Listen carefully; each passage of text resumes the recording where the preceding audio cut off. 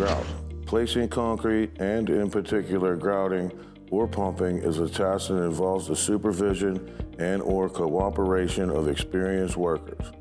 Now, there are several hazards that exist during all methods of grouting. The most obvious hazard is cement burns. Another serious hazard that can be overlooked is eye injuries. There is often splashing involved with grout procedures, so glasses and/or goggles must always be used by everyone involved. When grouting, you will also handle rebar. Always be aware of overhead power lines when lifting pieces of rebar. Do not lift rebar into the air when storms are in the area. Consider a piece of rebar sticking up in the air as a lightning rod. We will now look at 3 of the most common methods and discuss some of their hazards. Hand grouting, as we called it, consists of placing grout in the wall without a pump.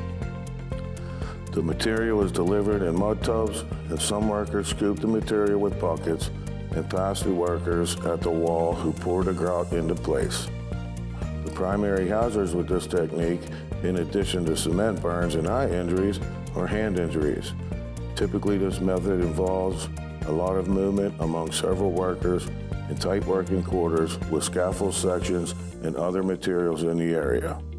When there is more room to work, you would typically be dealing with larger sections of wall and larger volumes of grout. This will usually mean that you will be using a pump to place the grout. The pump operator is to be a trained professional, and if you are helping them set up or clean up, then you must specifically follow their instructions. There are 2 types of pumping operations typically used. First, we will call tow behind or tag along. This technique utilizes a smaller pump that is pulled behind a truck. This technique involves laying all the hoses out in the work area. Careful planning should be taken to avoid or minimize the need to move the hoses once they are filled with concrete. Oftentimes, carrying heavy items over sometimes muddy or less than ideal terrain will be required. Another hazard associated with this work is the pressure involved with pushing concrete through a hose. This pressure can build up if the hose is clogged and could buck or jerk you around if it clogs or breaks free while you are holding the hose. Make sure you have stable footing and do not put yourself in a precarious situation, such as at the end of a scaffold or wall, unprotected with the hose tightly in your arms. Make sure that when running hose onto the scaffold, that the scaffold is stable, anchored in place, and that the hose is secured onto the scaffold. This can often be done with tie wire.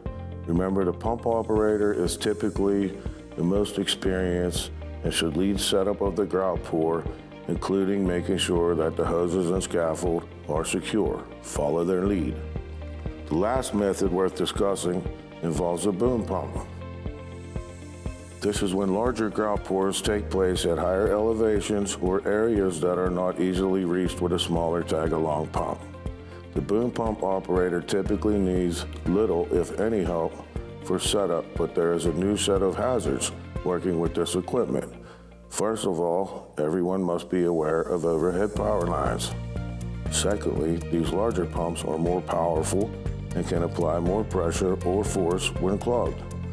Concrete can seem to explode out of the end of the hose, not only causing a mess, but also creating other hazards. A face shield could be used to minimize injury. If you do not have one and the hose jams while you are holding it, make sure you keep your mouth closed. Never hold on to the hose too tightly. Do not wrap your arms around the hose in an effort to keep it steady. If the pressure or kick is too severe to hold, then let it go. It is better to clean up a mess of concrete than to be thrown around and injured.